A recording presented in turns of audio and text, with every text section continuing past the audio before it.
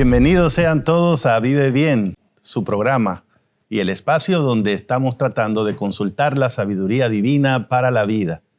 Y como siempre, me acompañan para el diálogo el pastor Vladimir Polanco, el pastor Adam Dickey y el pastor Gamaliel Grano. Estamos contentos, su servidor, el pastor Roberto Herrera, de poder tener esta interacción con todos ustedes. Y la verdad es que hoy queremos hablar de un tema que seguramente a todos nos hará muy bien. Y me refiero a cómo administrarnos cuando los tiempos son difíciles. Y lo queremos hacer porque sin duda no hay que hacer mucho análisis para darnos cuenta que vivimos en un mundo complicado. Es lo menos que se puede decir, porque hay muchas cosas que pasan que no dependen de nosotros, pero que tienen un impacto en nosotros. Hace poco vivimos una pandemia, hay lugares donde la gente está afectada por la guerra, hay problemas de todo tipo. Y en lo personal tenemos que hacer provisión para nuestros hijos, para nuestra salud, para nuestras finanzas.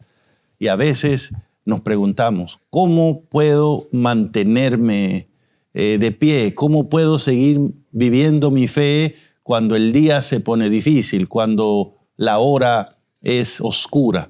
De eso se trata, compañeros, el diálogo de hoy, cómo administrarnos en tiempo de crisis. Y la verdad, a veces me pregunto yo, ¿la religión cristiana funciona aún cuando el día se pone complicado, Pastor Polanco? Mira, muchos especialistas dicen que el 2023 será un año muy convulsionado en términos económicos. Las predicciones dicen que la crisis es inminente. Pero la realidad es que desde la perspectiva bíblica, los seres humanos vivimos en un estado permanente de crisis. Okay. La pregunta que uno debería hacerse es, ¿cuándo no habrá crisis? Y no habrá crisis cuando podamos vivir en la tierra nueva, en el cielo. Nueva. Así que desde que el pecado entró a la historia humana, junto con el pecado entró la angustia, entró la crisis. Debido a que esa es una realidad que ninguno de nosotros podemos evitar, la Biblia está repleta de palabras, de consejos, de advertencia que Dios nos hace precisamente para enfrentar estos momentos críticos. Yo quiero leerte, por ejemplo, un par de textos bíblicos. Voy a leer en el Salmo 50:15, donde el Señor dice, invócame en el día de la angustia, en el día de la crisis, y yo te libraré y tú me honrarás. En el Salmo 86, versículo 7, el salmista dice, en el día de mi angustia te llamaré porque tú me responderás. Y así podríamos... El día de la angustia. Pudiéramos citar muchísimos pasajes bíblicos donde se presentan momentos críticos donde los seres humanos recurrieron a Dios y Dios les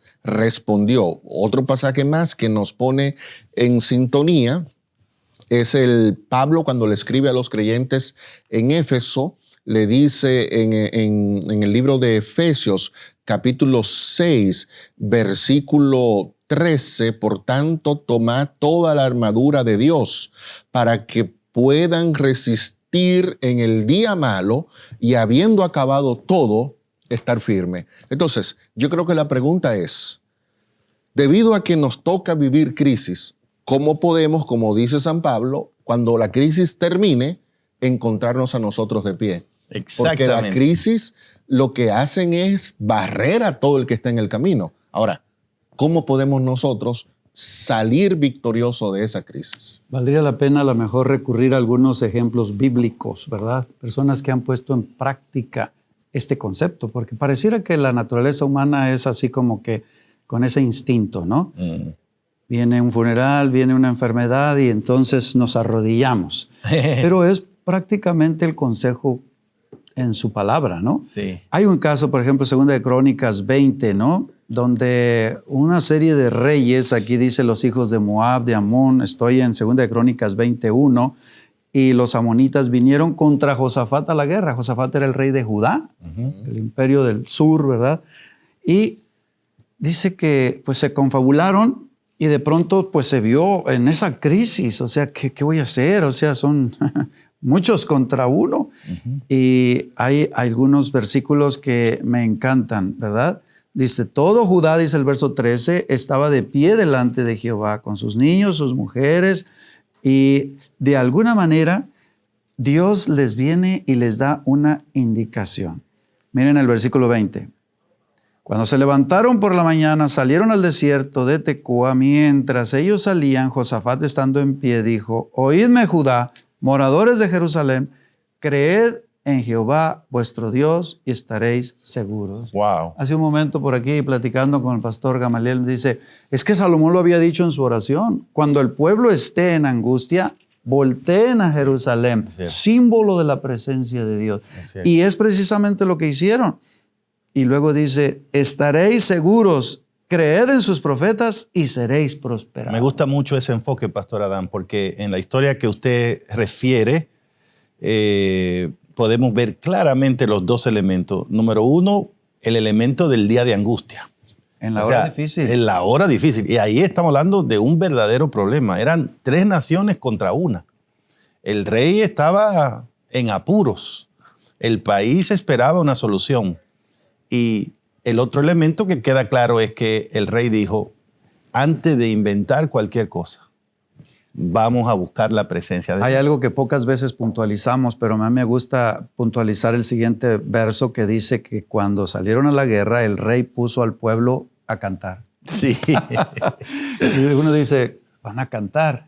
Y de ahí yo creo que vienen los himnos de guerra, ¿verdad? Que cuando los himnos nacionales, ¿verdad? Victoria. Aquí en que México. Dan ánimo en medio de la angustia, dan ánimo. Sí.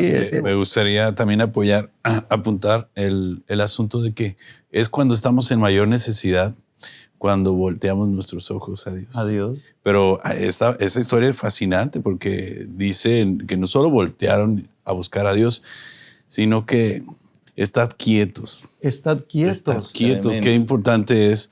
A veces el Señor está dispuesto a hacer grandes cosas por nosotros y para nosotros, pero a veces le queremos ayudar al Señor en el día malo, ¿no? Ajá. En el día malo hay que estar quietos, hay que depender de Dios, hay que voltear a buscarle con fe. Es un asunto de fe, la provisión, por supuesto, ¿verdad? Sí. Y qué interesante, por supuesto, esta historia terminó con un final muy feliz, ¿verdad? Pero, ¿qué pasa con nosotros cuando tenemos crisis y dificultades? ¿Será que buscamos a Dios como primera alternativa? ¿O primero nos movemos, hacemos muchos movimientos, muchas cosas, buscamos préstamos y cuando ya no podemos, entonces buscamos a Dios? ¿Cuál es el consejo bíblico en ese caso, Pastor Gama? Viene la crisis, viene la angustia.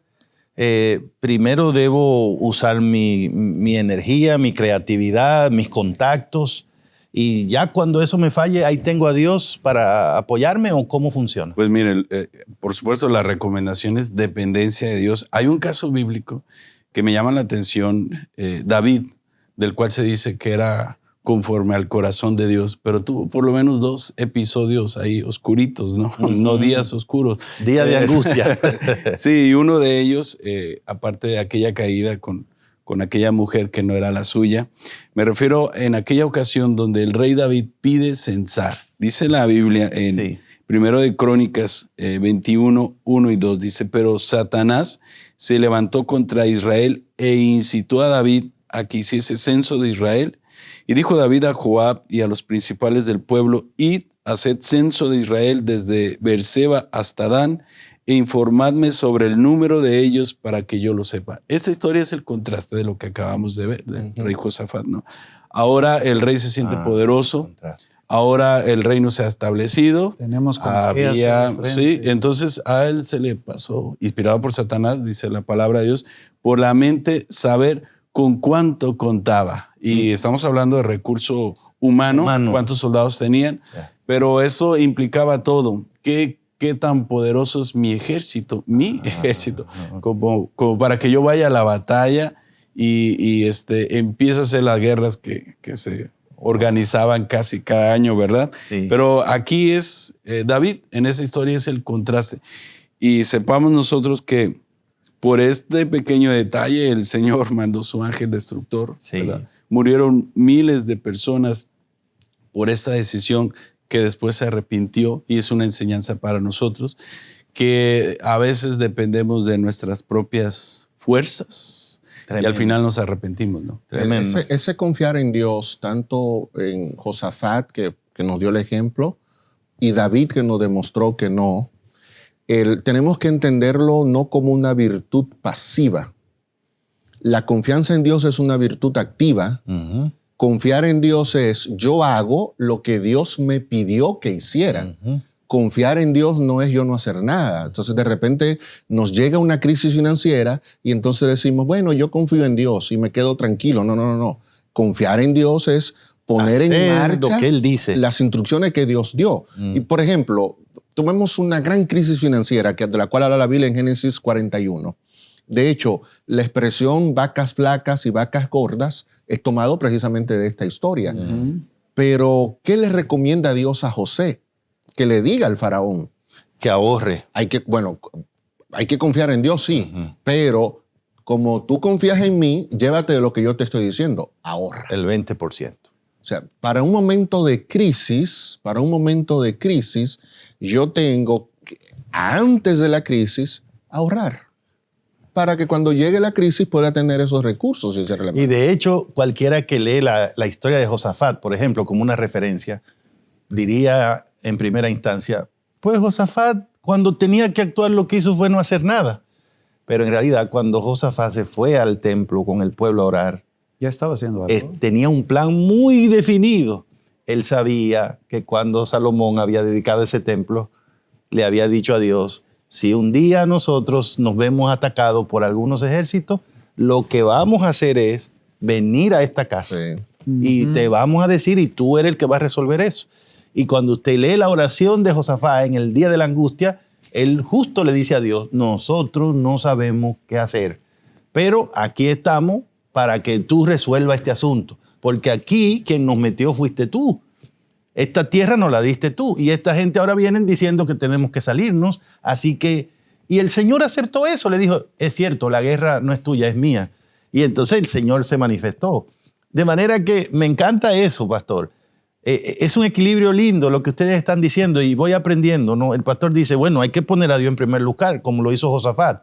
Y el pastor Gama me dice, bueno, hay que ponerlo no después que yo uso todo lo que se me ocurre, sino en primer lugar.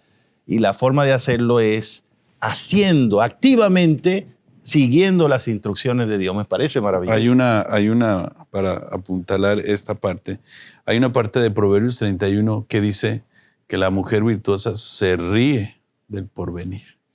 Y a veces podemos malinterpretar. Es que cuando confiamos en el Señor, ¿esta mujer está confiando en sí mismo o en el Señor? En el Señor. Está confiando en el Señor. Sí. Pero eso se ríe del porvenir, es una confianza de muy adentro, tener la certeza de que el Señor tiene el control de nuestra vida. Cuando nosotros tenemos el concepto, como decíamos en uno de los programas aquí, que al morir yo no llevo nada. Ajá. Y estoy en un proceso de crisis, es probable que a lo mejor estamos como malabareando, se dice así, ¿verdad?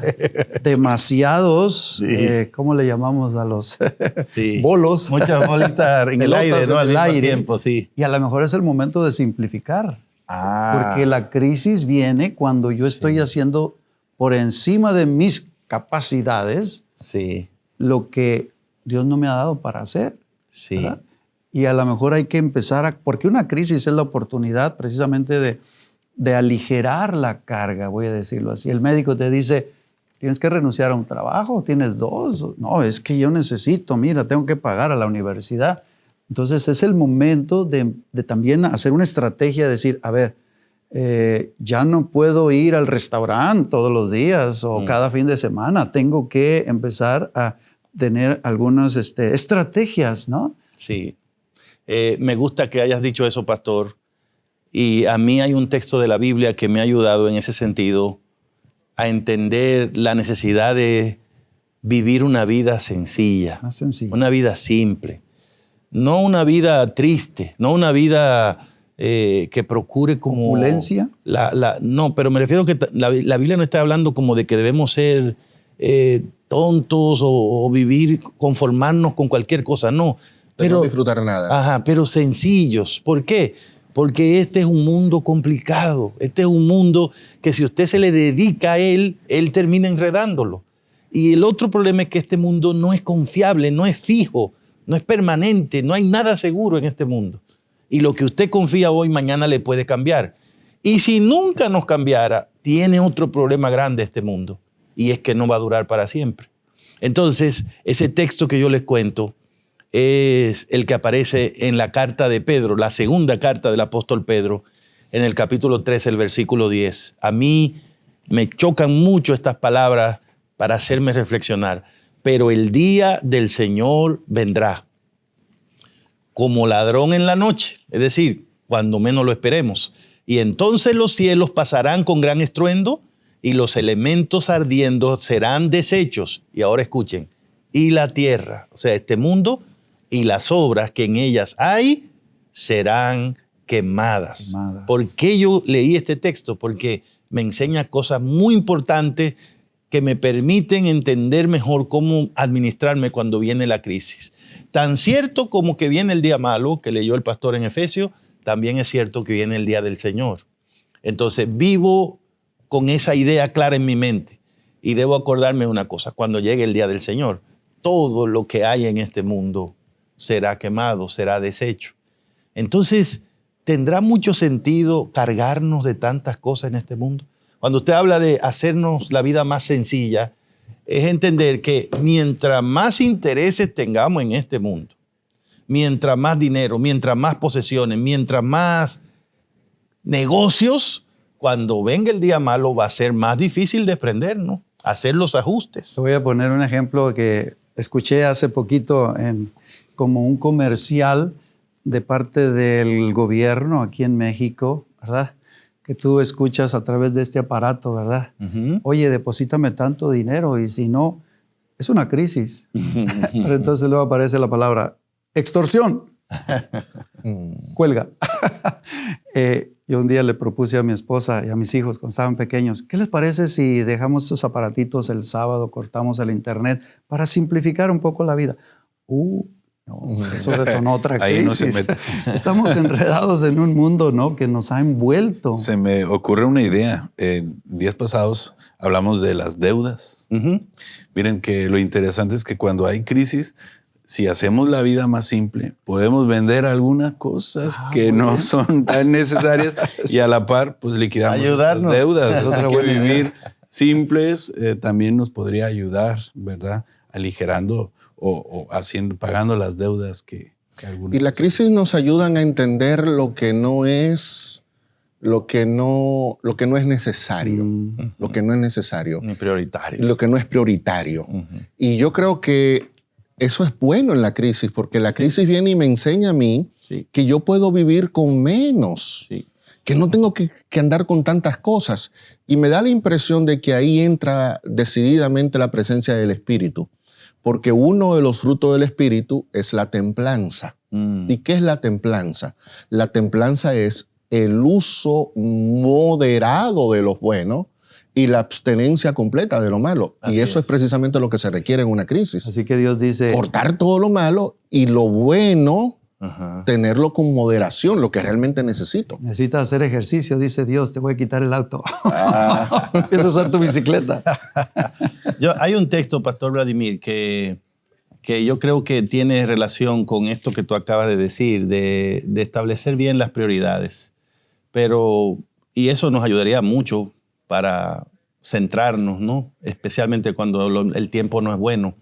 Pero la verdad es que nosotros, seres humanos, tenemos unos enemigos naturales. O el enemigo número uno de nosotros somos nosotros mismos, ¿no? ¿Por qué? Porque por esto que le voy a leer. La Biblia dice en 1 de Juan, capítulo 2, versículo 15, no ames al mundo ni a las cosas que están en el mundo. Si alguno ama al mundo, el amor del Padre no está en él.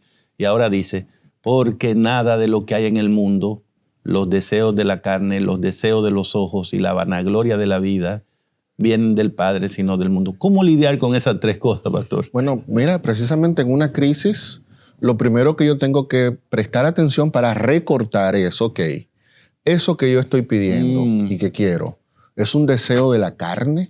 Es decir, o de los ojos. Es algo que no me lo provoca una necesidad ética, moral, sino precisamente el dominio de Satanás en mi vida, algo completamente carnal. Número 2, los deseos de los ojos.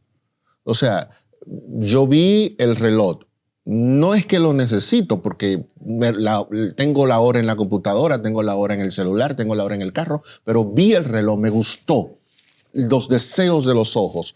Y número 3, la vanagloria de la vida. O sea, simplemente lo que quiero es que Roberto, cuando vea mi carro, sienta que yo estoy en una mejor posición que él. Entonces, cuando uno mira esos 3 elementos, curiosamente, de la perspectiva negativa, te ayudan a establecer cuáles son las genuinas prioridades que debe tener en la vida.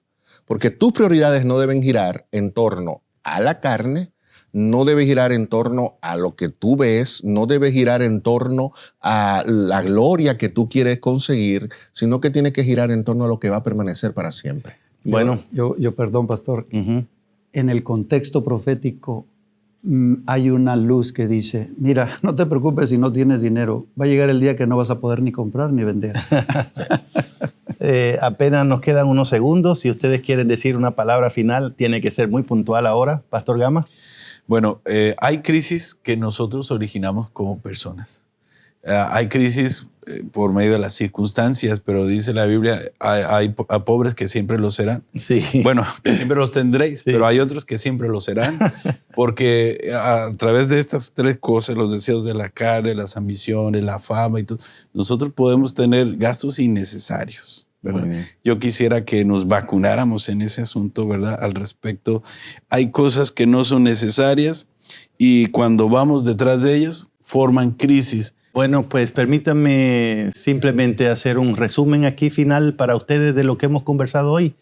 Del día malo no nos vamos a librar, sería mejor que nos preparemos para enfrentarlo y la mejor forma de hacerlo, de acuerdo a lo que hemos estudiado hoy, lo que hemos conversado aquí, es poniendo a Dios en primer lugar, es poniéndolo a Él y a sus recursos antes que a los propios, siendo activo en obedecer su palabra y buscando la manera de que el Espíritu Santo controle nuestra vida, nuestros ojos, nuestra carne, nuestros deseos. No olviden que tan cierto como que viene un día malo, también de cierto es que el Señor está con nosotros todos los días hasta el fin del mundo. Amén. Y espero que puedas sentirlo en tu vida hoy y siempre. Permíteme orar por ti.